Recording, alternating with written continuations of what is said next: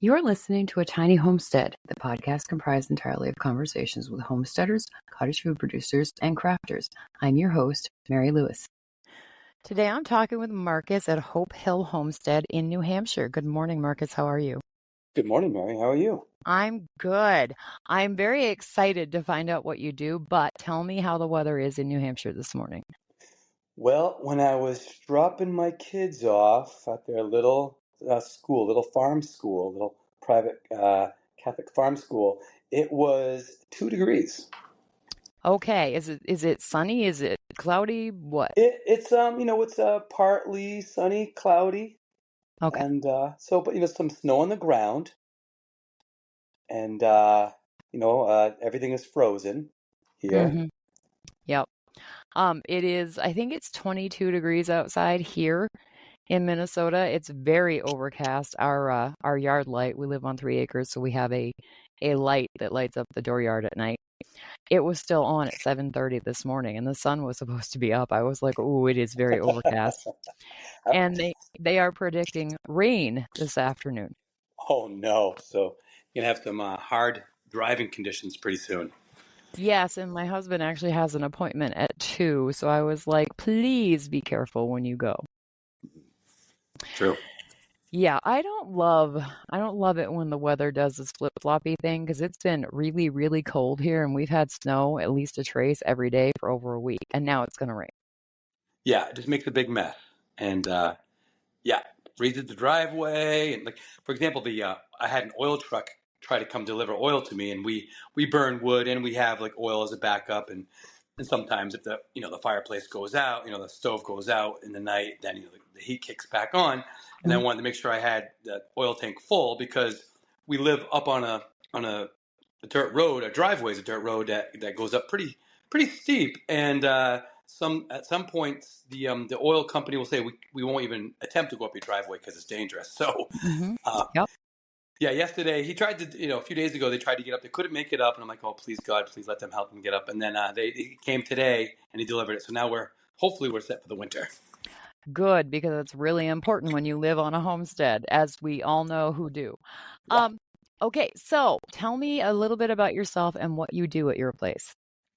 Yeah, so we live on, me and my wife and my 4 kids, we live on 10 acres, and we have some sheep and we have some chicken, and I also from home, I'm a stay at home, work at home parent here, and I make furniture, but I also make like little A-frame cabins and greenhouses. And that's primarily what I do now. I make these smaller concept cabin structures that people use for like Airbnb or just for their backyard sleeping cabins or whatever.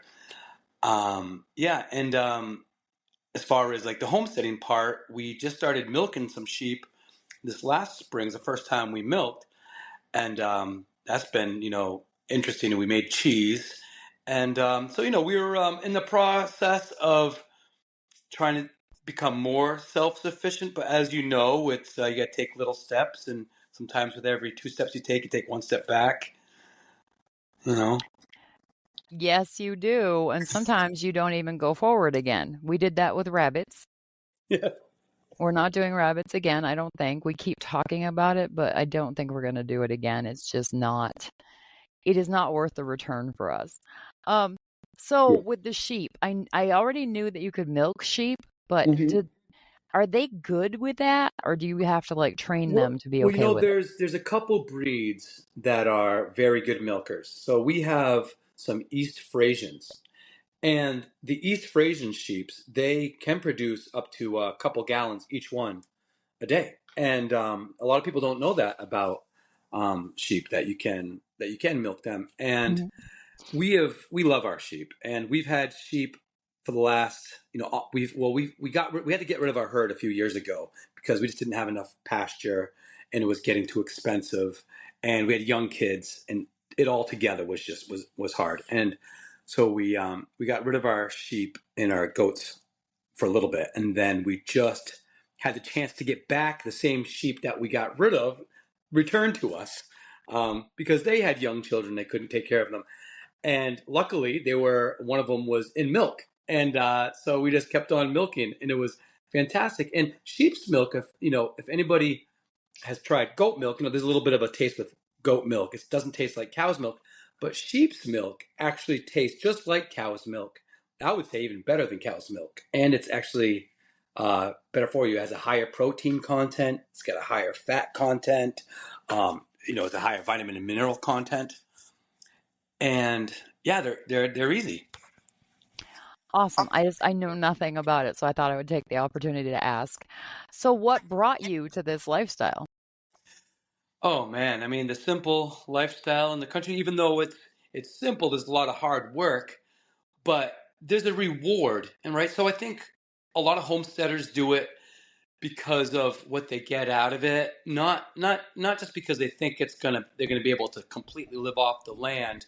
It's like you realize you're sacrificing some time, but the returns you get by the process of homesteading. So having like two young boys, I wanted them to kind of grow up having farm chores, being around animals, and choosing just that. I think that lifestyle, which seems so nostalgic, to the modern busy life that we're kind of living now, it just allows you to like be home more, enjoy the company of animals, and enjoy that work that goes into it. So I think this altogether is for, yes, to have kind of a safety net if shit ever hits the fan, to be Hmm. able to produce milk and have eggs, but also just for the experience of it and just for the love of the lifestyle. Absolutely could not agree more. And sometimes you get to hang out with the neighbors' animals too. Just before we signed in to talk to each other, Yeah. our neighbor's dog showed up on our property. We have not actually met her before. Her name is Shy. She Oh, is some kind of Labrador retriever, and she's very, very red. She's almost the red of a deer. yeah. And we have a mini Australian Shepherd. And apparently Shy showed up, and our shepherd decided to say hello. And my son brought our dog in, and my dog was losing her mind. So it's a good thing that we couldn't get together till the time we signed in, because I wouldn't have been able to talk until she stopped barking. Right. Yeah.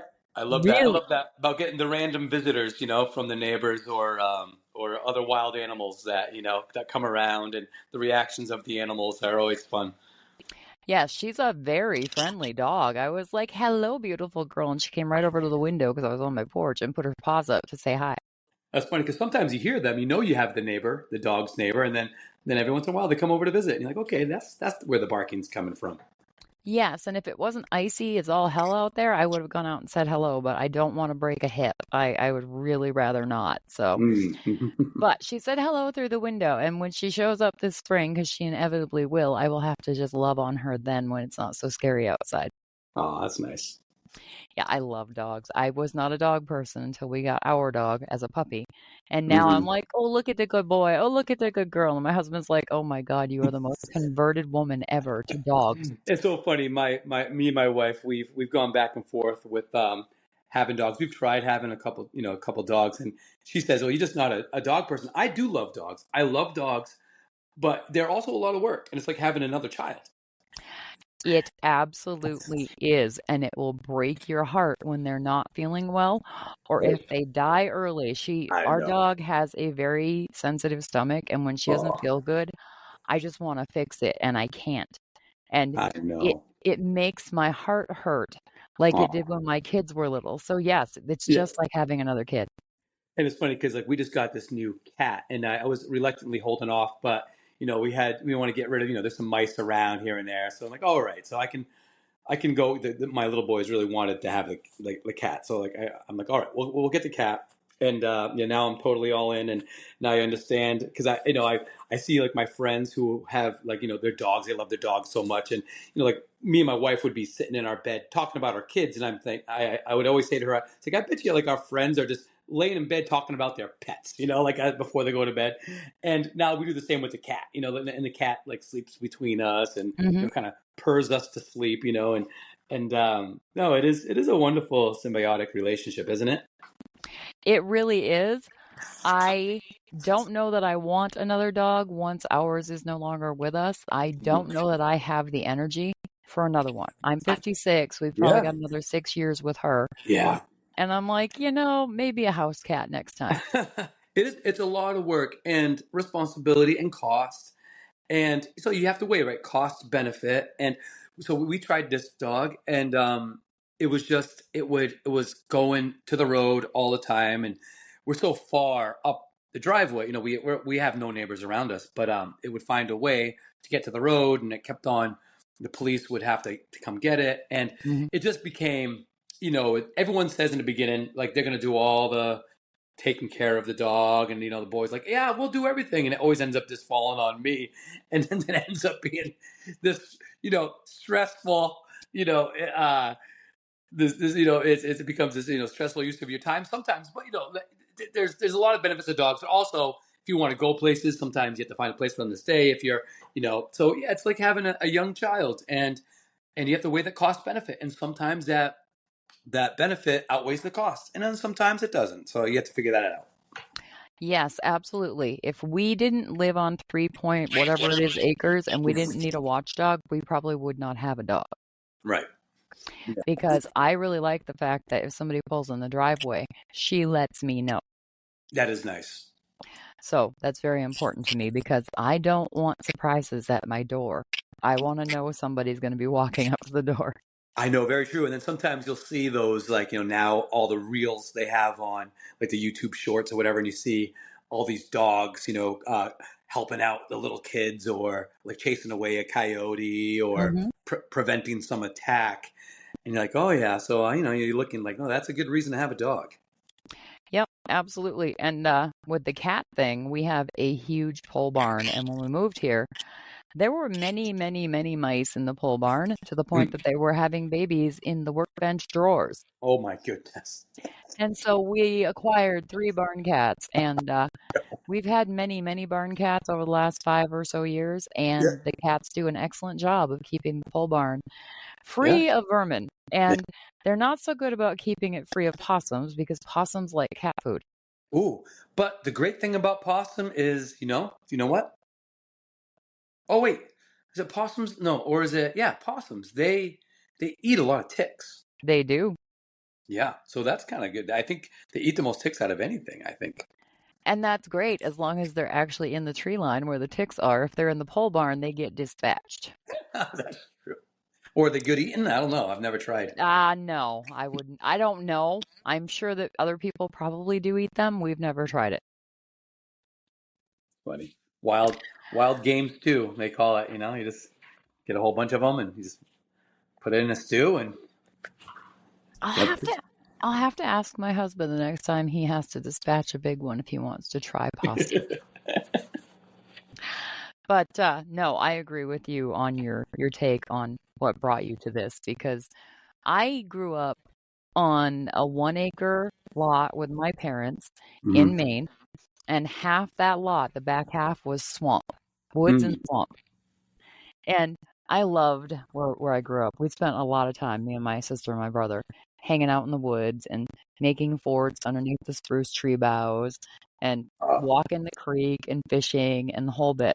yeah. And now in Minnesota, I live on flatland and I don't live near a creek, but we have a tree line. And that tree line makes me so happy because there's little paths to get to the other side of the tree line. Oh And I yeah. walk through there, and it's not the same because Maine, New Hampshire, Vermont, Mhm. Massachusetts, lots and lots and lots of conifer trees, green Mhm. evergreen. Not so much here. Here it's hardwood. Really? Yep, Oh, I yep. thought there would be more. Yeah, softwood there too. I'm in South Minnesota. Up north, Okay. there's a ton of pine trees and Right. spruces, but not so much down here. Down here, it's more aspens and oak trees and maple trees. Oh, no kidding. But it's really interesting because trees are trees. And if you Yeah. grew up amongst trees, Yeah. any tree will do. It will. Yeah, yeah. I love trees. Me too. I love trees. I harvest trees out of my woods too. I'll cut some down. It's always like kind of bittersweet when I cut down like an oak and for firewood, and it's like, oh man, I'm getting rid of a tree, but I'm also heating my house with it, and it's good work. It's hard work, but it's good work too. It keeps you strong, keeps my boys strong. Um, but it's that's what it's there for too. It's there to heat. It's there for that's what's special about trees. It provides the food and it provides the shade or provides the heat, Mhm. all those things that you need. So yeah, I mean, being surrounded by trees is a gift. If you've never been surrounded by trees, you don't really know kind of what you're missing, huh? Absolutely. One of the prerequisites, all right, I said it right finally. The prerequisites for where we were going to land 5 years ago was that there must be trees. Yeah, Must that's be true. trees. Must be Yeah, trees and must be a flat space to grow a big garden. And we found a place. So perfect. love it. I mean, we thought about moving back to New England and we looked at house prices, and house Oh, prices were really reasonable 5 years ago. yeah. The cost of living has gone up so much for New England. I was like, nope, we're staying in Minnesota. I know we bought right before it was during the pandemic. Hmm. We bought right before all the prices went up when the interest rates were still really low too.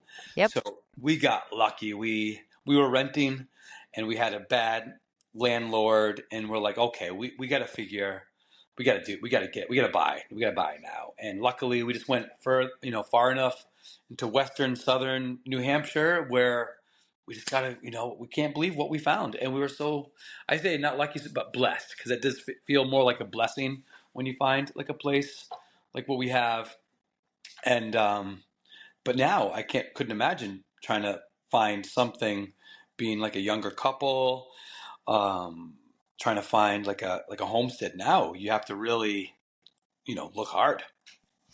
And you've got to have the money. Yeah, I know, and the credit and the income and that was always something I was never really good at the credit, and I was determined. Actually, I was a traveler through my 20s and 30s. I backpacked all the time, and because I'm a singer songwriter as well, and I figured out you can make money and travel while you're backpacking if you have a guitar with you. And Hmm. then I bought some land up, 10 acres of land up on Prince Edward Island in Canada, and Oh, I bought wow. 10 acres, sight unseen. It was right on the water. It was beautiful, and I didn't go through a bank. I didn't have to go through a bank. It was like a land company that where if you just put some money down, they would hold the note. They would finance you at an interest for like it was like a 5 or 7 year term, and I was going up there, spending like 9 months out of the year, like up on Prince Edward Island. And I was trying to live that simple, very simple life, and I did. And I had like a little cabin, just a wood stove, no electricity, and that's when I really kind of like fell in love with the simple life, and I was almost giddy every day, just having everything be so simple. And um, it's funny. We really there's a part of us that really enjoys the nature and just having simpleness. And I feel like today we overcomplicate things. We have so much going on, so much modern, all the modern conveniences and the comforts. It hasn't seemed like it's made us more happy, you know? Mhm. Uh, I think when we simplify our lives, I think, and we just our nature more and homesteading, I think there's like an amount of satisfaction you just really can't get from the modern world. Well, I agree. And I have been thinking about this a lot because I hear this a lot from people on the podcast. And I feel like homesteading is genuine. And if you're just living in a box and going to work 40 to 80 hours a week, Hmm. home is where you might sit down to eat, if not stand at the sink and eat, and it's where you sleep, you Right. know. True. And I don't want to say it's performative, but Right. it's not. I don't feel like it's living. I feel like it's It's like you're almost a surviving. guest in your own home, I guess almost in a Yeah. way. Yeah. Yeah. Yep. So I get it. And honestly, I love where we live. I mean, I have talked about this ad nauseum with anyone who will listen. And when we first moved here, I really, every day, I would go outside in the morning with my coffee and sit on the steps and just look out toward the trees and just breathe. Mm. Yeah. For the first, I don't know, a couple of months we lived here Yeah. because I was just so dumbfounded that we did it, that we finally did it. I know. It feels good. and just be Yeah. able to sit and have tea or coffee and just soak in that moment, huh? That's makes it all worth it, doesn't it? Yes, absolutely. And my husband still has a jobby job, as we call it, Mm-hmm. but his favorite place to be is here at home. Yeah. And when we decided to make this leap, I said to him, I said, we need to find a place that we love so much that it's like being on vacation, even though we're home. Oh yeah. Me and my wife, we talked about the same thing. That's the exact same thing. We felt when we first moved here, we felt like we were on vacation. And we're like, this is cool. It was very surreal for the first month. I was like, my house is clean because it was remodeled a year before we moved in and no one had lived here. And it was so clean and so perfect. And I kept going, this is way too fancy a home for us. And my husband laughed and he said, oh, just give it a year. It'll be not fancy. Oh, that's funny. I know. You know, all my walls now they need a paint job because when you have like younger kids, they their hands with chocolate get smeared on the walls and like it's like do we paint now? Do we repaint all the walls now or wait till they get a few years older? To make sure they're not doing that. But then they'll be teenage boys and they'll probably still make a mess. I don't know. Well, I'll tell you a secret. My youngest still lives here. He's 23. He'll be 24 this month. Yep. And I see his handprints, not prints, not his handprints, his fingerprints on the Yeah. wall that goes toward the stairs because he puts his hand on that side of the wall when he hits the stairs. And we also have dings in our paint because the people that painted it with a latex paint on the inside. Okay. If you ding latex, it peels. Oh boy. So my husband went through and mudded those spots so that they'll be paintable. Yeah. And now we're stuck with what color do we want to paint it. So it'll be a bit before we don't have white spots on our coffee painted walls. So I don't want to go too far into all the home stuff, but I do want to know about the structures that you build because I saw them on Facebook and I was like, those are super cool. So tell me about that. Yeah. Thanks. So I'm a third generation furniture maker. And so we were wholesalers, and so I'd make everything from kitchen islands to wall shelves, coffee tables, kitchen tables, small accessories, little garden signs, whatever was made of wood, we do, and we'd sell them to stores. And I did that for more than 20 years, and then having the homestead here, I started building my own chicken coops, my own greenhouses. I'm like, oh, this is kind of fun to do, and I'm like, I kind of, getting a little, I would say bored of the furniture, but with, competing with the imports and it's hard to make money, make furniture nowadays because there's just so much competition from overseas. You have IKEA and things like that. And, but I'm like, you know what? I'm going to just start making these structures. I'm going to try that. I'm going to try building a chicken coop or a greenhouse and then put it on marketplace and sell it. And they started selling, and I'm like, oh, this is cool. And then I have this signature. I fire burn instead of like staining. I'll fire burn all the wood first, Mhm. and then I build it. And so now it has that protective fire burned stain on it, which protects from rot and from bugs and just from wear and tear. Just lasts a long time with that fire burn technique that I use. And so now I make mini A frames. I'll make like outhouses or any type of structure. Like a fire shed. For your firewood. And so now, but now it's it's almost Christmas, and no one's really buying anything like right now. But now I'm coming up with different ideas of different structures that I'm going to do, different designs, and I want to keep them kind of like unique because there's a lot of people who sell different like sheds and things. So you have to always try to make it a little different, you know. I do know my husband and son built a greenhouse. Oh my goodness, 2 summers ago. 2 summers ago, Yeah. and I got a grant for the supplies to make it. No way. Yep, yep. Got a $5,000 grant, and we spent I think a couple $100 more than the $5,000 grant. And Good for you guys. I forget how big the greenhouse is. I thought it was 40 by 20, but my husband informed me that it's not as big as I think it is. But it's not 8 by 8. Let's Yeah. let's say that. Wow. That's And great.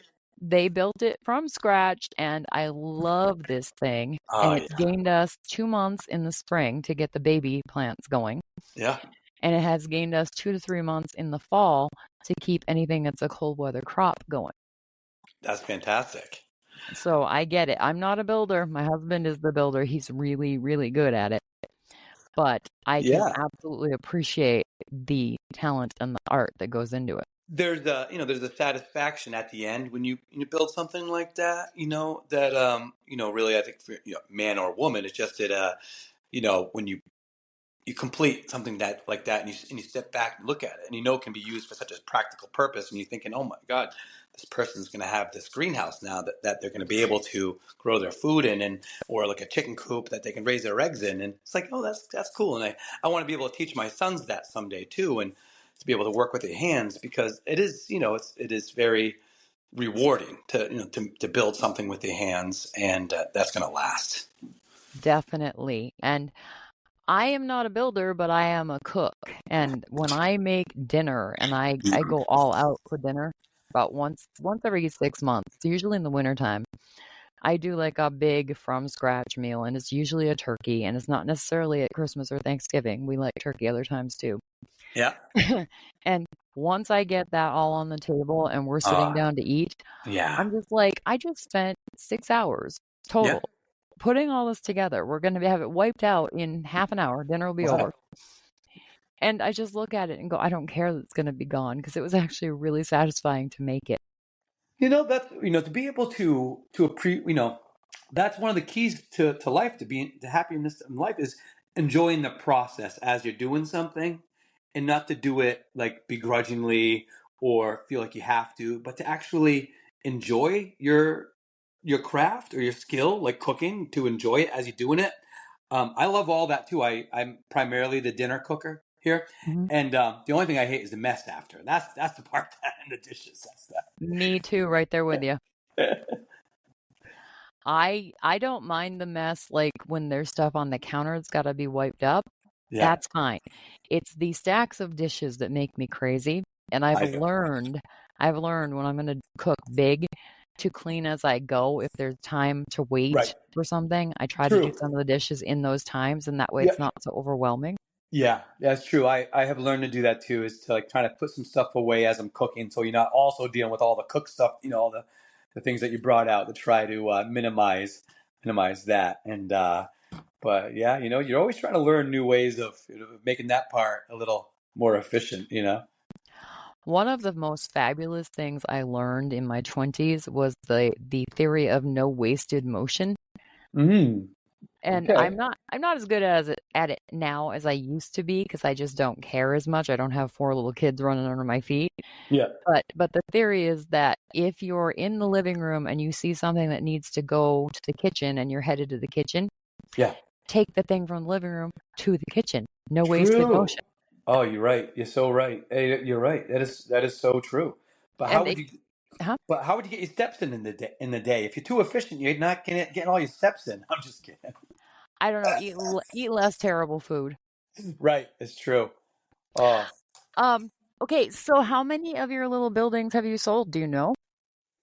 I would say, because I've done this now a little bit more than 2 years, about 2 years, and I would say probably at least a couple dozen.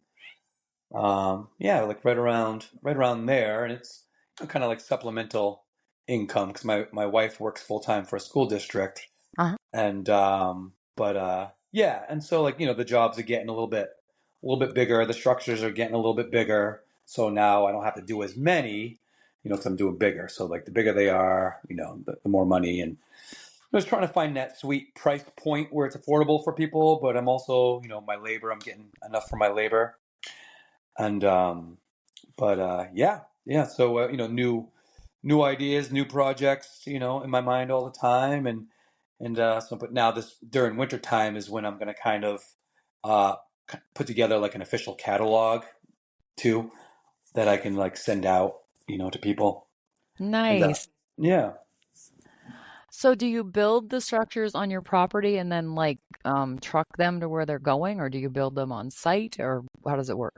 Well, it depends on the structure. If it's a small enough structure, I can build it completely here in my workshop, and I can transport it assembled. But once I get to a certain size, I've come up with a way of like prefabbing. Like I can do like the whole, say like for an A-frame, I can build the front part of the A-frame by itself. I can build the back part of the A-frame, and then that will fit on. And I can build the floor, and I can bring those three separate pieces to the site, and then I can basically I'm assembling on site, Mm.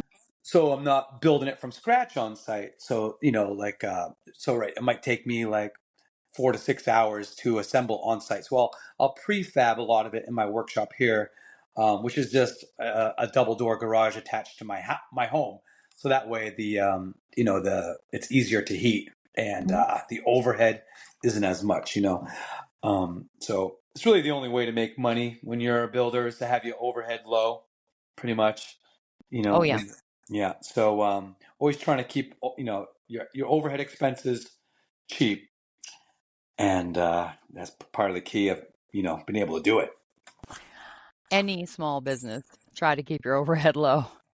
It's true. I know, and there's always a tendency to want to, because I've seen it happen many times, where you want to get big, um, and then you look for a bigger place and you increase your overhead, but then that means you need increased sales. And if you increase your overhead, then you have to increase your sales. And if your sales aren't there, but your overhead always is there. So yeah, Yeah, there's a lot of talented people who have created amazing products and drowned in their success because they couldn't keep up. right. Yep. Yep. And so I've seen this happen in the furniture business over the years. I saw different times the rises and the falls of many different types of businesses like that. And it's always been, you get to a point where you're successful and you grow, and then if there's a dip in sales, then you're in trouble. Yep. And so just being happy, but that's where like living a simple life comes into it. So it's people, we always tend to upgrade all our expenses too. We start making a little bit more money, you're like, oh, I can buy that upgraded car, I'll get a bigger TV package, I'll spend money on this, spend money on that. And but if you try to keep the simple living in the beginning, then it's not as hard to you don't need to be huge to be successful. Yep, exactly. So do you market your buildings on Facebook or do you have other ways to let people know about them? I do have like it's primarily Facebook, and it's been good enough, so far. But I'll probably have to venture out more. I mean, I do have like a small brochure that I made, Mhm. from Staples that I've given out. But Marketplace is just an efficient way of you can post to up to like 20 different groups, and and that's like might be like this town, certain towns area, or so you post one thing on some of these Facebook marketplace groups, and tens of thousands of people are able to see, and then you can like hashtag, you can get a link to your own page, Mhm. to your page, and then so as you do more, you're adding products to your page, and now it's like you have a catalog basically on your page, so people can scroll down and they can see all the different things that I do. And then the algorithms, a lot of it has to do with algorithms, and sometimes it's a mystery how the algorithms work. And like sometimes you'll see like a product that I have has like tens of thousands of views, and then a similar product that I thought was just as good gets just like like a couple hundred views. I'm like, wonder why. This is a mystery. Yeah, I have no idea how all that works. I wish I knew because I would be the richest person on earth if I knew that answer. I know. And now I see like there are some, I see some things on I get advertisements on Facebook about like like AI advertisers, like we'll advertise for you, just upload it to our AI program, and the AI will find your exact niche. And Mhm. it probably would work because you figure, like now it's funny because me and my wife joke about like we were just talking about this, and then we'll see an ad on the Facebook about the thing we were talking about. It's like, is it listening to us? Is it? But it does seem to know with pretty good consistency what you're interested in, because you always see, advertisements for the things that you've been talking about or you've been searching up on Google or whatever. It's so funny. It's a little creepy. It is. It is. It really is. And I don't want there to be too much surveillance. It's crazy, and I'm a little worried about we're going to become too dependent on technology, and all that stuff. And we are now, but hopefully we can strike a balance. And I don't know if it's going to be for we got to find that sweet spot, I think. Yeah, I think that we homesteaders have the sweet spot. We're doing all the things with our hands and enjoying nature, and we're using the technology to get the word out. True. I think you're right. I think it's a great tool. It can be a great, fantastic tool.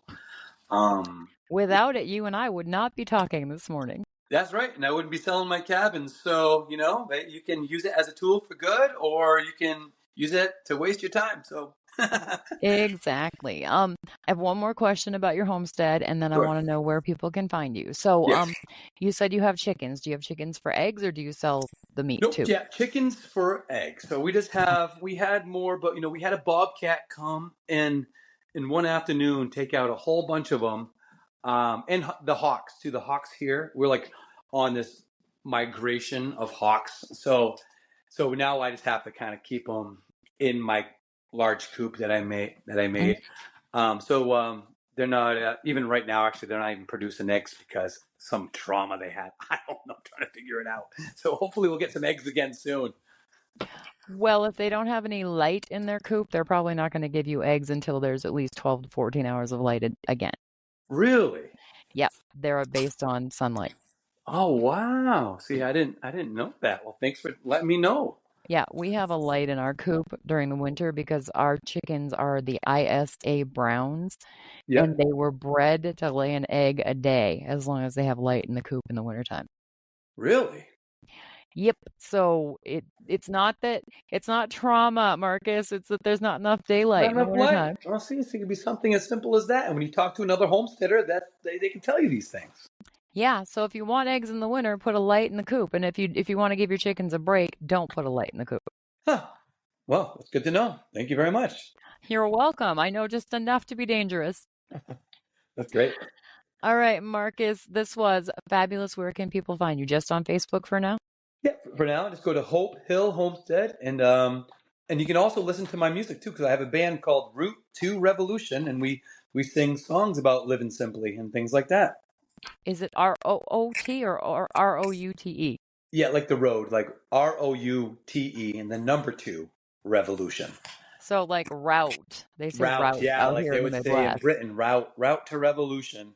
And yeah, Yeah. we're on Spotify and on YouTube, and we have a song called "Live Simply." If you want to look that up. Nice. I'll have to go find your channels and put it in the show notes. Awesome. Thank you very much. All right. As always, people can find me at atinyhomesteadpodcast.com. And if you'd like to support the podcast, you can go to atinyhomestead.com/support. Marcus, thank you again. I really appreciate your time. Great talking to you. You too. Take care. Peace.